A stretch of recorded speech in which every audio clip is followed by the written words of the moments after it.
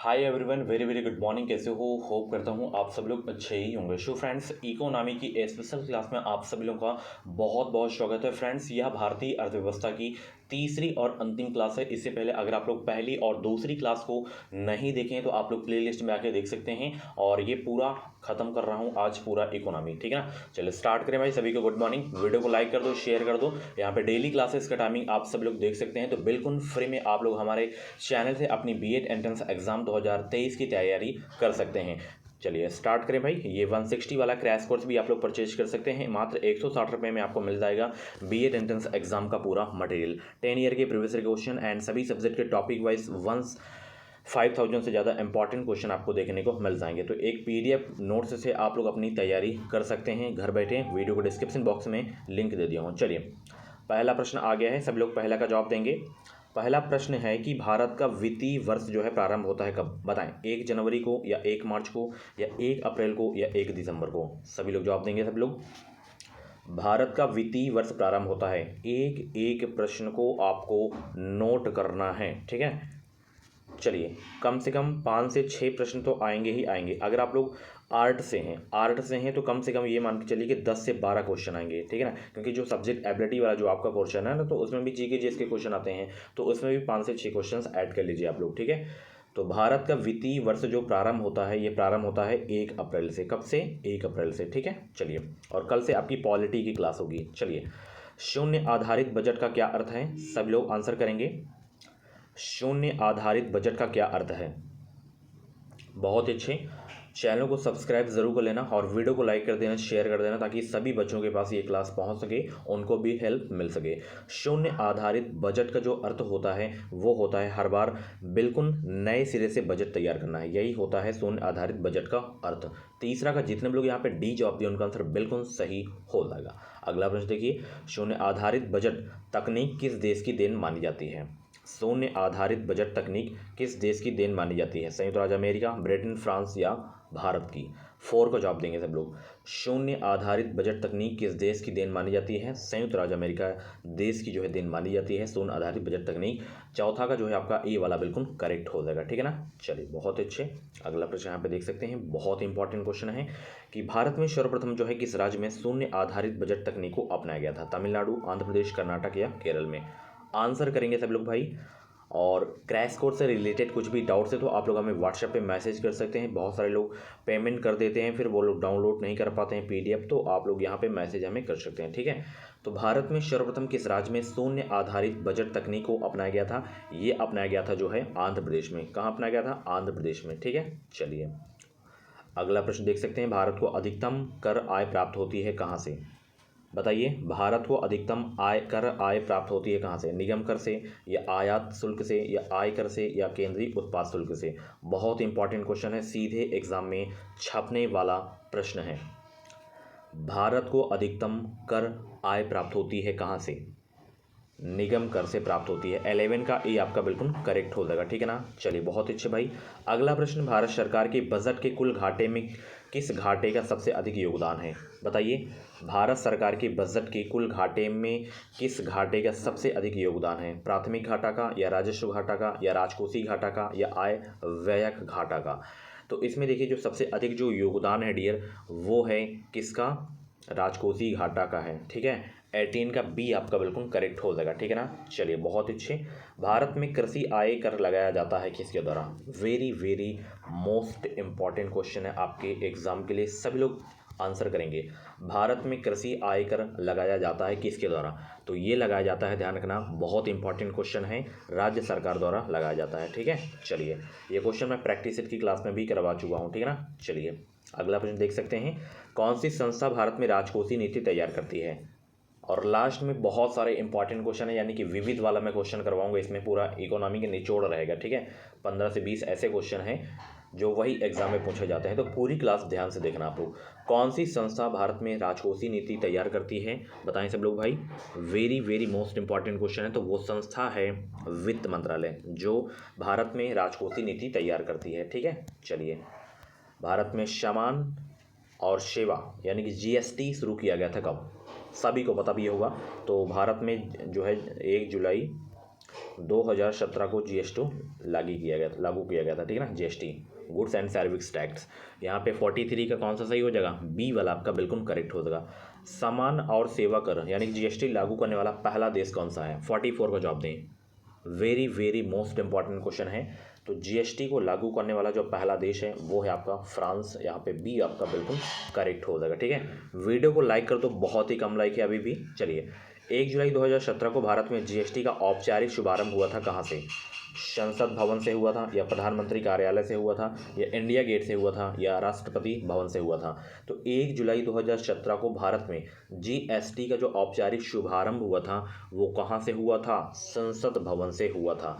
47 का ए आपका बिल्कुल करेक्ट हो जाएगा। चलिए, जीएसटी परिषद द्वारा लॉटरी पुरस्कारों के लिए जो है निर्धारित की गई समान जीएसटी दर क्या है। Very very most important question आपके एग्जाम के लिए।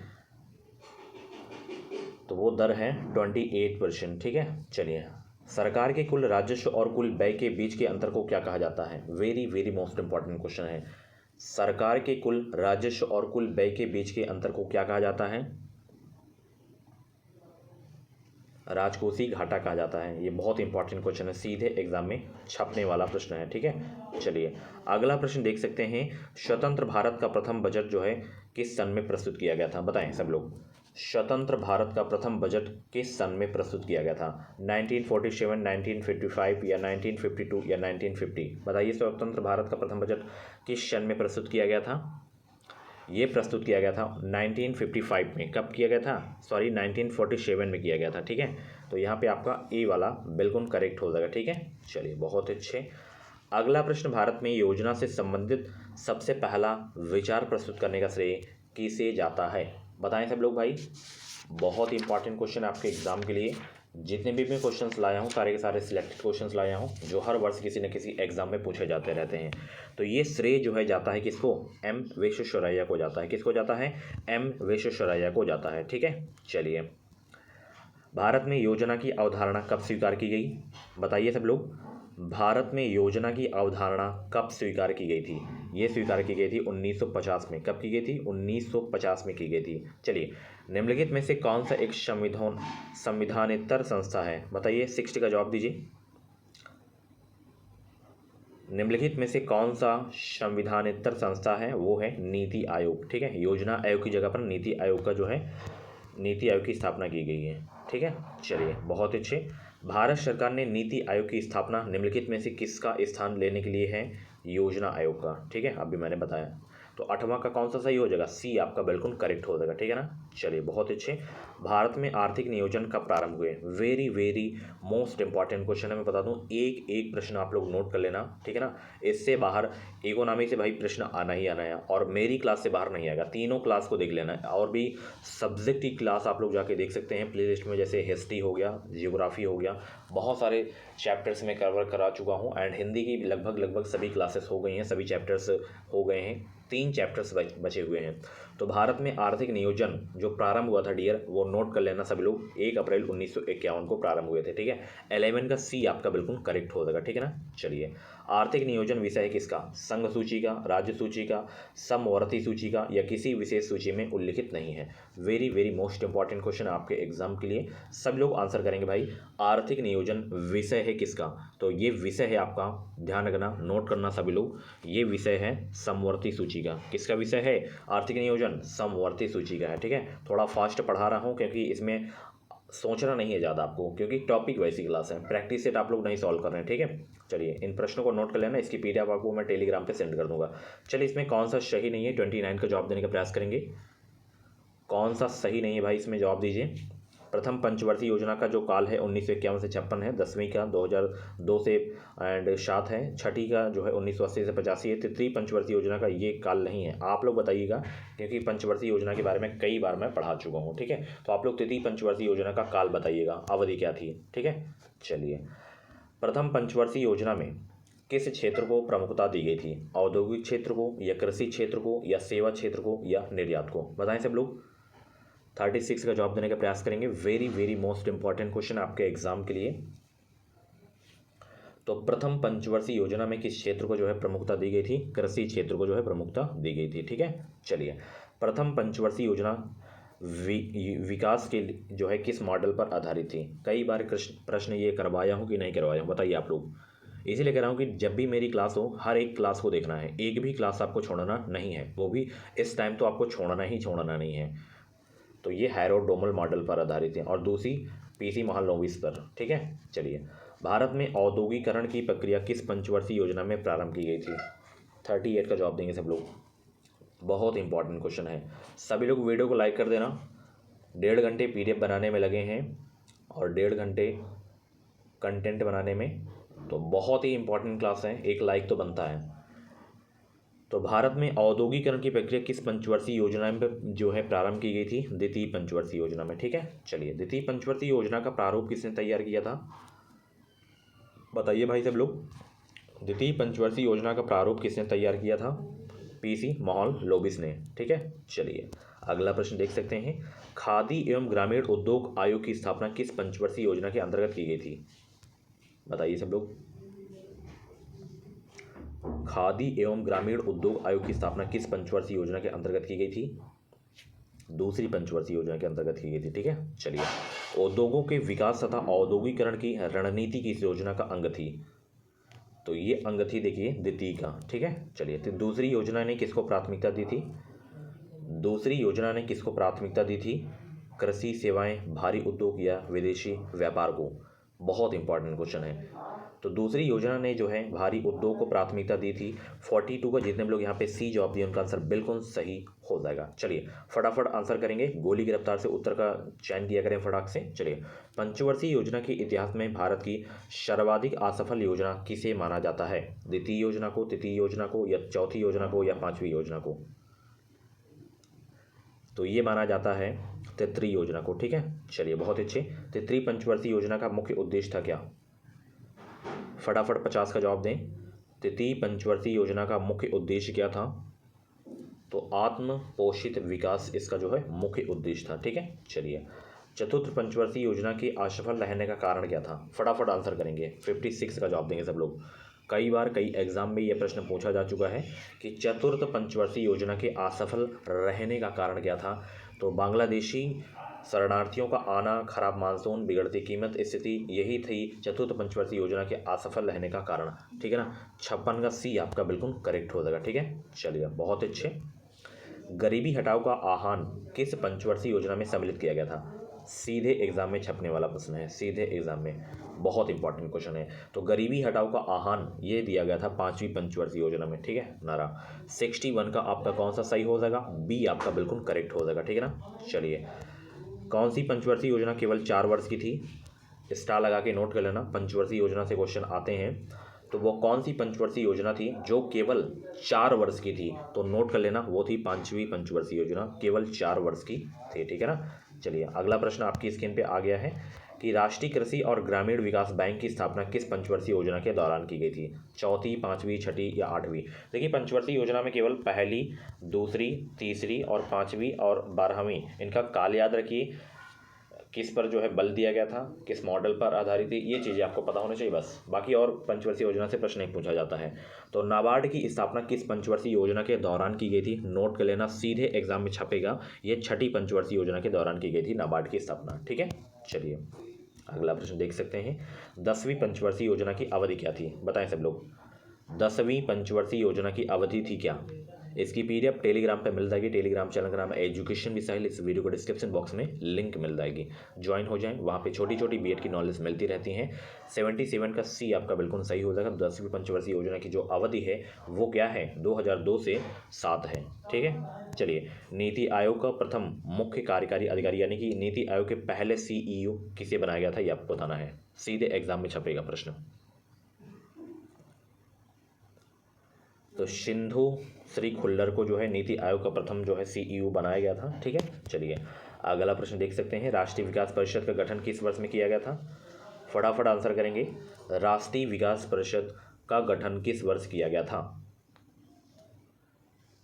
तो इसका गठन किया गया था 1952 में। ठीक है, 102 का कौन सा सही हो जाएगा, डी वाला आपका बिल्कुल करेक्ट हो जाएगा। राष्ट्रीय विकास परिषद का अध्यक्ष कौन होता है, very very most important question है, फटाफट आंसर करेंगे। राष्ट्रीय विकास परिषद का अध्यक्ष कौन होते हैं? प्रधानमंत्री होते हैं। ठीक है, चलिए राष्ट्रीय विकास परिषद का पदेन सचिव कौन होता है? बताइए पदेन सचिव कौन होते हैं? तो नीति आयोग के सचिव होते हैं। ठीक है, चलिए बहुत अच्छे। प्रथम वित्त आयोग के अध्यक्ष कौन थे? सीधे एग्जाम में छपेगा ये प्रश्न। प्रथम वित्त आयोग के अध्यक्ष कौन थे? 112 का जवाब देंगे सब लोग, सीधे एग्जाम में छपेगा यह प्रश्न। तो प्रथम वित्त आयोग के जो अध्यक्ष थे वो कौन थे? केसी नियोगी थे। ठीक है, चलिए अगला प्रश्न देखिए, इसमें से बताना है कि कौन जो है चारों में से वित्त आयोग के अध्यक्ष नहीं रहे हैं। तो इसमें देखिए ये रहे हैं, ये रहे हैं, ये रहे हैं, अमरीश बागची नहीं रहे हैं। ठीक है, वित्त आयोग का गठन कितनी अवधि के लिए किया जाता है? तो ये 5 वर्ष के लिए किया जाता है। ठीक है, चलिए 15वें वित्त आयोग के अध्यक्ष कौन है? NK सिंह यानी कि नंद किशोर सिंह इस समय है। ठीक है, चलिए अगला प्रश्न देखिए, 12वीं पंचवर्षीय योजना की समयावधि क्या है? तो 12वीं पंचवर्षीय योजना की जो काल है वो है 12 से 17। 139 का आपका जो है सी वाला आपका बिल्कुल करेक्ट हो जाएगा। ठीक है ना, चलिए बहुत अच्छे। अगला प्रश्न, पंचवर्षीय योजना पहली बार कहाँ शुरू की गई थी? तो ये शुरू की गई थी USSR में। ठीक है, USSR में। ठीक है, चलिए भारत के विदेशी व्यापार की दृष्टि से सर्वाधिक महत्वपूर्ण देश कौन सा है? तो वो है आपका संयुक्त राज्य अमेरिका। ठीक है, चलिए अगला प्रश्न आप लोग यहाँ पे देख सकते हैं, भारतीय विदेश व्यापार संस्थान कहाँ स्थित है?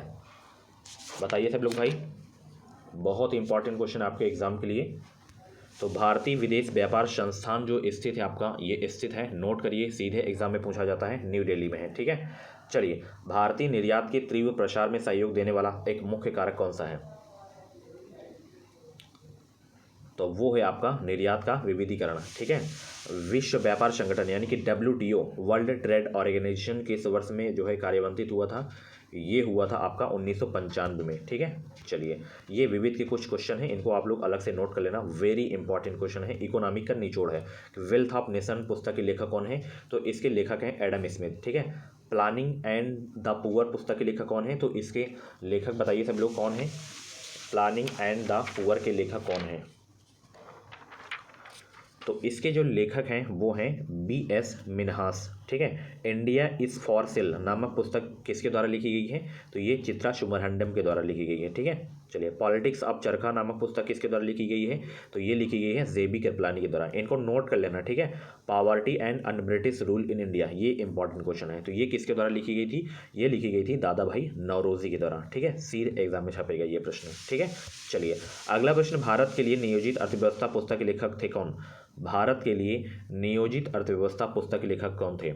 तो वो थे सर M विश्वेश्वरैया। ठीक है, फ्री ट्रेड टुडे पुस्तक के लेखक कौन है? तो इसके लेखक हैं जगदीश भगवती। ठीक है, Asian drama, very important question है, एशियन ड्रामा पुस्तक किसकी है? गुन्नार मेरडल की है। दास कैपिटल, ये भी बहुत इंपॉर्टेंट है, दास कैपिटल है कार्ल मार्क्स की। ये दोनों इंपॉर्टेंट है आपके एग्जाम के लिए। ठीक है, चलिए निम्नलिखित में से कौन सी पुस्तक जो है अमर्त्य सेन द्वारा नहीं लिखी गई है? तो नोट कर लेना, तीनों पुस्तकें जो हैं इसके सिवा ये तीनों जो हैं अमर्त्य सेन की हैं, ये आपकी नहीं है। ठीक है, चलिए नोबेल पुरस्कार विजेता प्रथम एशियाई अर्थशास्त्री प्रो अमर्त्य सेन की लिखित पुस्तक कौन सी है? तो वो पुस्तक का नाम है सब, यानी कि इनमें से तीनों आपके हैं, उपयुक्त में से सभी हैं। ठीक है, अब इसमें यही इंपॉर्टेंट नहीं है, योजना पत्रिका का जो प्रकाशन है कहाँ से होता है? तो इसका जो प्रकाशन है डियर कहाँ से होता है?